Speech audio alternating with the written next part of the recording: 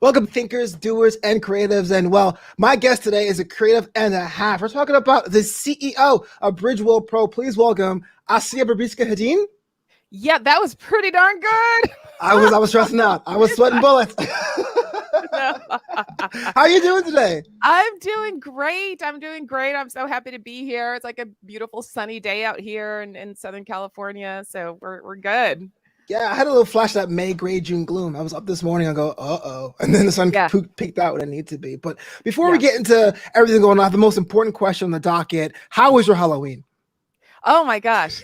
Let's see. What did we end up doing on Halloween? It was pretty low key, except we spent the afternoon hanging out with a bunch of Boy Scouts, Okay. And our 11-year-old. And that was a lot of fun, sugar crashes, meltdowns, and that was just me. Yes. Yeah. People always ask me how old I am. I say I am afternoon pick me up years old. That's how. Yeah. that's how old I am. Thank 2 you. p.m. Woo. Thank So you. I was actually researching a lot of your work, and you are an advocate for being the quote CEO of your own career. And I thought that was a cool thing, but it's beyond a tagline, beyond a buzzword. What does that really mean when you think about it down to the nitty gritty? Oh my God. Yeah. It's funny because some people hear me say that or reference that and they're like, yeah, but I'm not trying to be a CEO. I'm just trying to, enjoy my job or my career or what I'm doing. And it actually has nothing to do with that. It has nothing to do with your title. It has nothing to do with actually being the CEO. But what it's all about is being the chief strategist and chief decision maker in your life and career, right? Because the alternative is to literally be along for the ride wherever that next pandemic or economic downturn or regulatory change or reorg or client takes you, right? And there is it's particularly I think it probably feels particularly poignant right now, right? In this pandemic, we're still getting through this pandemic. I know we talk about it like it's kind of behind us. It's kind of funny, isn't it? Yeah, but it's totally not. Yeah. And we're still experiencing it and feeling those waves. But more importantly, I think a lot of folks, especially those who are employed or have been on the verge of considering maybe doing their own thing or have some sort of side hustle, have taken it as a sign to, you know what? Yeah, I can't really let something outside of me be the deciding factor on what lane I'm in and where I'm going. Right. So yeah. a lot of my listeners are from the wrestling space because I was a wrestling host. And this week there was a mass layoff from WWE. About 15 people released. So these wrestlers are independent contractors, legally speaking, even though they really can't report anywhere else. But the idea that there is a sign that a corporation at any time, especially in California or Connecticut or at will states, they can just dismiss you from your duties. How important is it for someone who may be working for someone, depending on their work status, to figure out how to do things for themselves and build their own empires, if you will? Oh my God, it's absolutely critical, right? Because, think about it. Let's say that you have a good job, you're working for, good company, good boss, things are going well. That is fantastic, right? But the problem with that is that you can't bank on it. So what do you do when any of those things change? What do you do when the company turns in a different direction? What do you do when you get a new boss who maybe is not as ideal as your last boss and isn't necessarily looking out for you and your career and your best interest? And frankly, I'm not even sure that that's necessarily their job, right? Because nobody has more agency in our lives and our careers than we do. I mean, so come on, we definitely need to kind of normalize and make it the expectation that we have not only of the plan A, but we have a plan B and a plan C. Because that is what's in our control, right? What's in our control is having the opportunity to pivot as needed without feeling like we're literally falling to pieces because things didn't go as planned. Or because, we've always worked for this boss who kind of charted our career for us. And all of a sudden now we're working like for a total a-hole or an egomaniac or just someone who's a little unhinged and might even have it out for you. right? But I work with folks all over that spectrum because they're just caught off guard, and they're like, how did I get here? How did this happen? And that's how it happens. I think for a lot of people, it's just assuming that things will continue to go well without having a failure plan in place. And I'm like a big advocate for failure plans. Before I was working age, there was the .com bust, right? And there were some people that were downsized. That was a word that entered the American lexicon. He's been downsized. Sorry, kid. Knowing this cognitively, why is it still a shock though for so many people when a company goes thanks but no thanks? Know that they're hitching the way out. I love that you asked that, because I don't know. I don't know why we are still so surprised and caught off guard. Well, I take that back.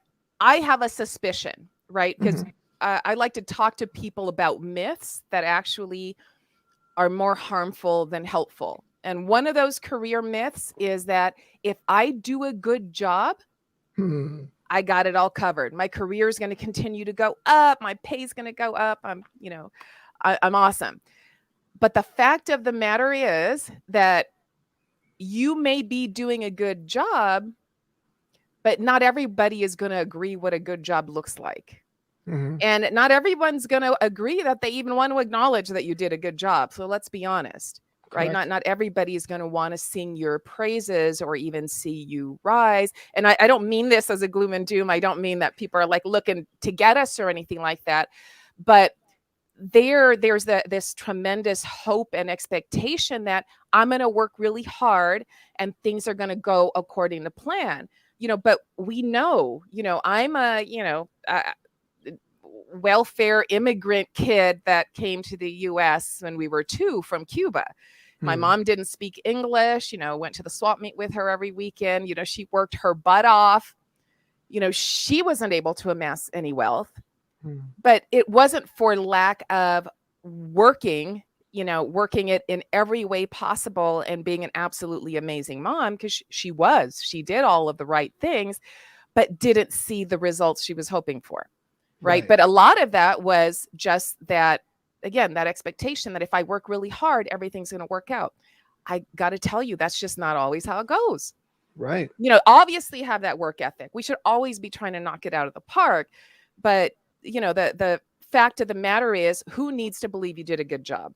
Is it enough for you to believe that you did a good job and know it? Or is it that you need to kind of, look out to people please and see, is it your board who think you did a good job? Is it your client?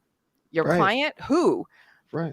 Yeah. And when they don't, how do you take control back and say, okay, what do I need to do from here? Right. How do I need to shift so that my contributions are recognized, so that I'm not overlooked, so that I'm not undervalued, It seems to be a very dangerous game. You can think of a lot of metaphors, experiments. When I was in corporate America, many, many years, I used to link it to being a superstar athlete. You can train all the time you want, but if it's a new playbook, you're just on the outside of that, then goodbye, Yes. Yeah. And I'll be honest, I don't totally want to take the conversation in this direction, but the playbook actually is different from my experience if you are not a white male. True. The playbook can be very different, True. right? And the playbook may involve that there's certain plays you're not invited to. Right. And so that's where it becomes, especially, again, for women, especially for diverse groups, for maybe less privileged groups, if you want to think of it that way, to really be the CEOs of their careers, because waiting on someone else to make those career making decisions and moments for you or on your behalf is really risky. You hit the nail on the head. But I have a theory. You mentioned CEOs, but most CEOs have a board of trustees. Do you have a board of trustees? Do you audit those people, the bullpen, if you will, the advisors? I don't audit. I don't like that word. I don't audit boards of trustees. That's too harsh. Everyone hears that word and goes like running, right? Yeah. Dentist and audit are 2 words no one likes, right? Yeah, exactly. No, but I like to think that I coach and I partner with people, many of them on boards. because let's face it, boards are necessary, but they're not always as effective as they could be. And, Okay. and that's not a knock on boards. We're just human beings. It's just like bosses, right? Right. Someone needs to be in charge and be making the decisions. That doesn't by default mean that they're well equipped to do that. And same thing with board members, right? We bring all of ourselves into it. And with that comes all of our, our insecurities and our ego and our attitudes and our, what I mean? And our own agenda that we have for the organization that might not necessarily line up with either the other board members or the CEO or, you know what I mean? Or even what the economy is saying needs to be happening. So, yes, I do work with board members. I do not audit them. I definitely partner and coach. Right. Well, let's talk about that, because I was a firm believer, if you're the CEO, because if you guys listen to episode, I think 3 of this podcast, I was like, oh, you're all your CEOs, so it's good to have your own board, your mom, your friends, your advisors, something like that. So I'm all about that as well. But you took it one step further. So let's talk about it. Bridgewell Pro. Starting this company, does I say company, prefer company, outfit, organization? What's been your approach so far? All of it is fine. It's fine. Yeah. Okay. We're an LLC, small company. Okay. I am the one, principal coach. Yeah. So that's it. Very small and lean. So here's the first question. There's a lot of people with knowledge out there, and information is something that's super, super important. What make you go, I'm going to share this? You could have kept it for yourself and hoard it all, but you decided to set us up a company to share with other people. Oh, man. Yeah. No, this is, I feel like I've always had that. This has always been a piece of my career. That kind of development of, leaders and staff has always been a part of my career. So, I've only shifted into full-time entrepreneurship 2 years ago. So, it's still new. I absolutely love it. For those of you who think that when you shift into entrepreneurship, you get to make your own hours and you're going to work less. Making your own hours means you're just always available and always working, right? Because we're trying to grow something, so that's all good. Yeah. But it's funny because I noticed as I was working with companies, my background is as a management consultant, right? That's where I started right out of business school at USC, and fight on. Fight on. And I noticed though that being inside of all these different companies, I don't know. I kind of tried to, being a management consultant, MBA, you kind of try to pinpoint like, why is it that the initiatives worked for some organizations or teams, but not for others? And some just seem to always outperform. And it's not because they had necessarily like the best or spot on strategy or because they had the perfect team members or pedigrees. It was not about that, which kind of surprised me.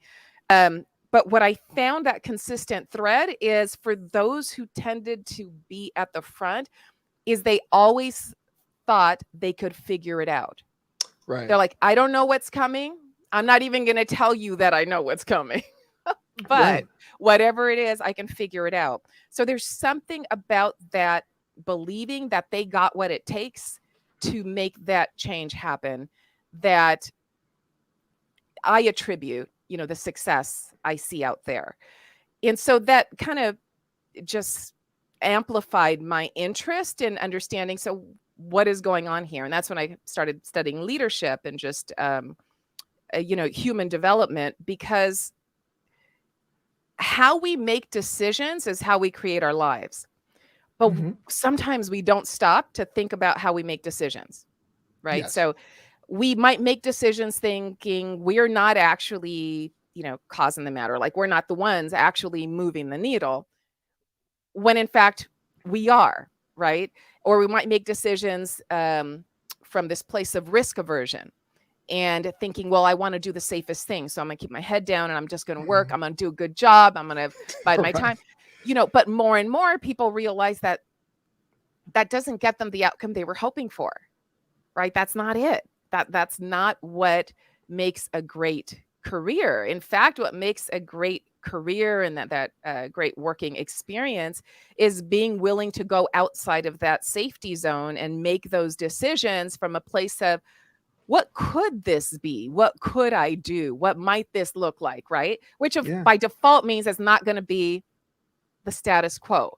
By default, it means it's going to be scary because you're doing something different, right? It might be completely foreign, but that space, that getting into that scary space and being okay with it, knowing you have your own back, even if the stuff hits the wall, Yeah.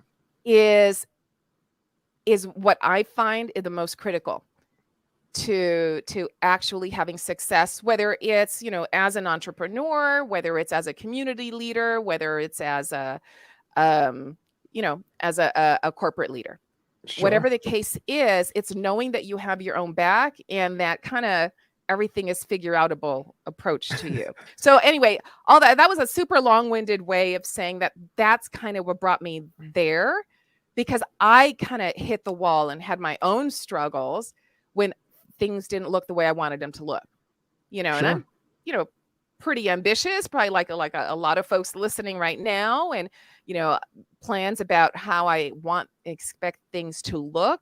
And when I started noticing that someone else could stand in the way of how, I wanted my life or career to look, Mhm.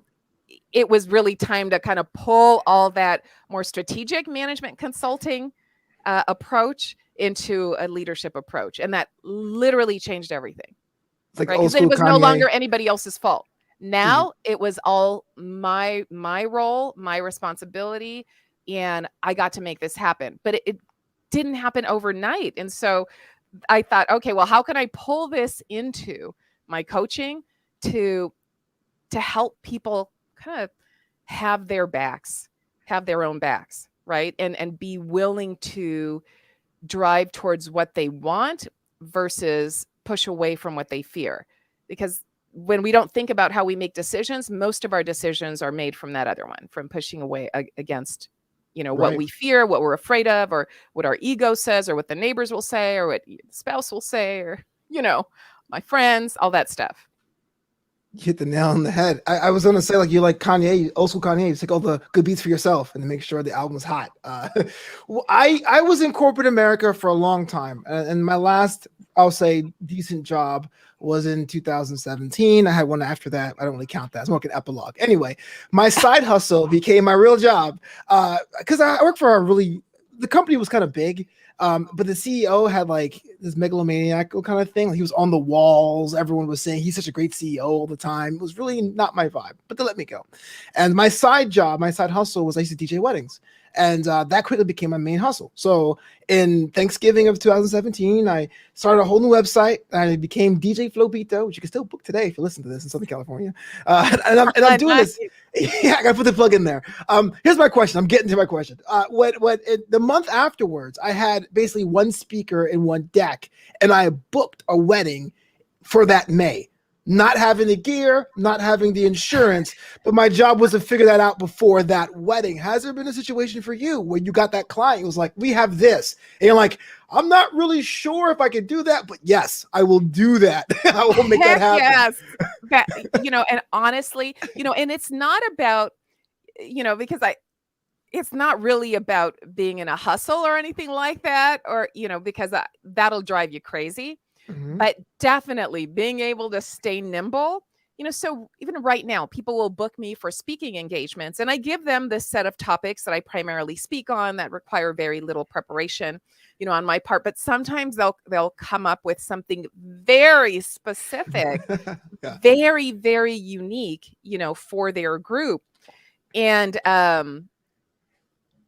while sometimes I'll turn those away, there are some that I'm like, you know what? I really want to talk for this group. So I'm like, yes. And then I'll figure it out. Like, yeah, whatever you're looking for. I got it. I've done 10 of those. We'll figure it out. That's what better yourself looks like. Yeah, sure. No problem. I got it. Yeah. And I bet they love it when it's all said and done.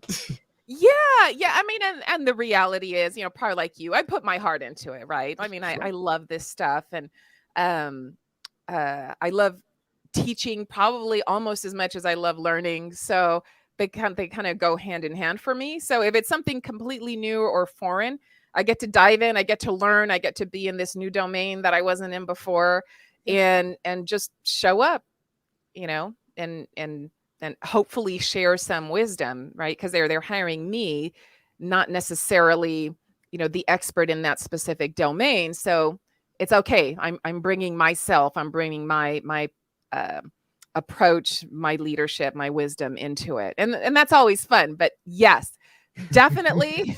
I'm like, yeah, we can do it. What do you want me to do? Right. When you're self-employed, you mentioned earlier, you say you make your own hours. You make your working hours whenever you can. Does your vacationing change? Do you vacation? Do you do downtime at all, or is it completely go go go? You know what? Well, it's, of course, because of the last couple of years, there hasn't been a tremendous amount of downtime, Sure. or vacation time, I should say, with the pandemic and all.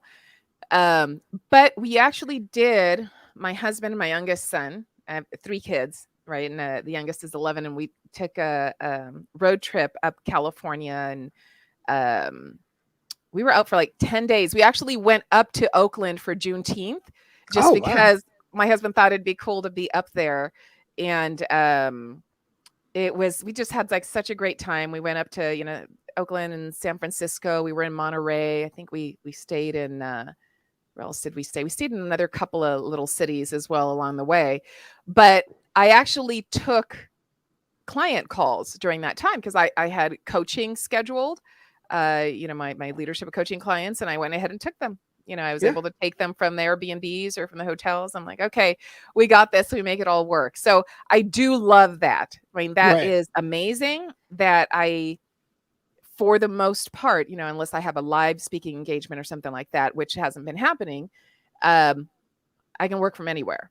Sure. So I absolutely love that. I suspect yours is similar to that, except for, of course, we want you to come, spin the tunes and parties. Well, I'm sure when you're self-employed, you don't have one job, you have many, right? You have many jobs.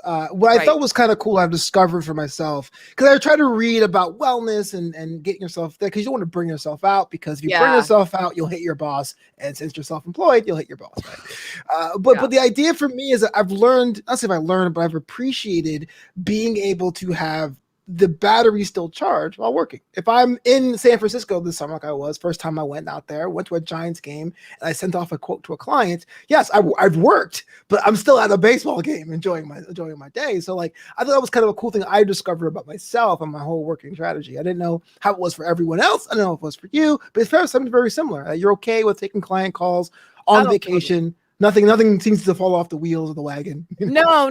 I'm again, you're right. I guess I can see how that might be really stressful to some people to feel like they need to like transition from, family time to, now work time. Literally I'm like, even at home, because, it's my home office. I'm like, close the door. I'm like, I'm with clients for 2 hours, close the door. And then I, walk out, and, my son's on the couch, and I sit and watch The Simpsons with him. So it's just, it's pretty seamless. And I got to admit, I love that. And I still have to be, like what you said about wellness, I still need to be conscientious about when something's starting to go a little too far, in that other direction, right? Yeah. Like last night, I was sitting here, preparing a press release, and on my phone at almost midnight in bed. Bad habit. bad habit. Don't do it. Right. So yes, we got to create our own boundaries for our own well-being, right? Because I would espouse that for my clients. I definitely want to live that in my life. But I catch myself, and I'm like, oh, get away from that. Yeah. Get away from that. What's next over this year and next year for Bridgewell Pro? What are you planning to expand the business? Any new projects you're working on? Anything you can share about the growth of the business? Yes. Yeah. I'm incredibly excited. There are actually 2 kind of biggish things coming up for me. So in December, I'm doing my first leadership confidence intensive. It's a weekend program. It's not even on my site yet. So you guys are kind of getting the advance notice. Nice. But because, again, just from what our conversation earlier, I see this real hurt and pain that comes from people struggling with self-doubt and lack of confidence, and again, making decisions from fear. I wanted to have this accelerated kind of and really lower price point weekend, because I'm probably not the most expensive, executive or leadership coach out there, but I'm a little pricey. Right. If you know, yeah. like nice things, and I like to pay well for nice things, and so same thing. I try to deliver at that incredibly high level, Sure. and the cool thing is that my clients come back. So that's how I know that I'm like, okay, this is happening. This is happening. But I also, as much as it's great to have people see the value in what I do at higher levels, kind of my kind of heart and soul is on being able to touch as many people as possible, make that massive, huge impact. And not only for folks who can afford me. Right. Right, So absolutely. yeah. So that leadership confidence intensive, it's a virtual weekend. It's like under $500. It's amazing. Good, yeah. We break down all sorts of barriers and myths, and it's not just learning, it's like actual application. So it's everything from how to think like a leader, how to transform failure, how to strategize and make decisions in advance so that you're not reactive and then working out of self-doubt and fear. And of course, how to obliterate imposter syndrome, because that is just the worst. That is just the worst. And it is, the funny thing, and I'm sorry, I know we're like wrapping up, but I just got to throw this out there, because something I noticed about imposter syndrome is that people really believe that, well, you know what? Once I get successful, or once I have this title, or I have this income level, or I live in this neighborhood, or I go to the school, I'm not going to, I'm done. I'm not going to preach doubt anymore because I got it. But that's not how that works. That's not how it works. In fact, imposter syndrome is typically the other way around. The more successful you are, the more your self-doubt rages, and the more you're afraid that it's all going to come tumbling down and people are going to, see you for, in your eyes, the fraud you are. And, little do people know that if they just understand that self-doubt is like breathing. If you're alive, it's going to be there. It's just, that having some tools to figure out how to live with it, right? It's always on the menu. You just don't have to order it all the time, but it's always there. It's not going away. You guys can see me in the video. I'm cracking up because I always tell people self-doubt is like body odor. Like, you can take a shower, but you're not going to get rid of it. It's going to come back if you don't treat it. Thank you. Spot on. That is, yes. It's just it's part of being a human that's alive. Right. That's all it is. And especially a human that's up to something, right? Because if you're not up to anything, if you're doing the same thing day in and day out, then, there is nothing to push up against to trigger that doubt. But when you're up to something, when you're trying to make an impact, when you're trying to grow, when you're trying to better yourself or your family, it's all there. And it all shows up. It'll remind you how when you were in second grade, you messed up on that report and everybody laughed. It'll remind you of all sorts of stuff, but that's okay. Anyway, I know I'm going deep down this other path, but it's just so freaking important that people find a way, an actual, real, practical way to have their own back all the time. Not just when things go according to plan. And that's what the weekend's about, that leadership confidence intensive. So anyway, obviously I'm very excited about that. So that's going to be, I have that scheduled for December 9th and 10th, but I think that's or am I saying 11th and 12th, that weekend in December. Gotcha. And it's not on my site yet, but if folks go on my site, I actually have some 11, 12. Thank you for that. Yeah, I actually have some fun resources for your listeners and our watchers, so they can go to my site, and the short path to get there, they can just go to leadershipdivision.com, and that'll take you to a page, and that has one of my latest resources, three leadership conversations you should be having today. So definitely grab that one, but there's some other great stuff down the page, so please take advantage. And if whatever resource you take advantage of, you'll hear about the Leadership Confidence Intensive that's coming up. Fantastic. And if anyone want to catch you online, follow your accounts, personal, professional, how do they go about doing that? Yeah, the best way to connect with me is on LinkedIn. You can either find my company, Bridgewell Professional Services, on LinkedIn, or I actually like to connect with people personally. So just drop me a note to connect. Let me know that you saw me on New Amsterdam or heard me on New Amsterdam, right? Yeah. And definitely let's connect. So I love to connect. I manage my own LinkedIn. I'm on there all the time. I can't say that for, Instagram and Facebook, but LinkedIn, I'm definitely in.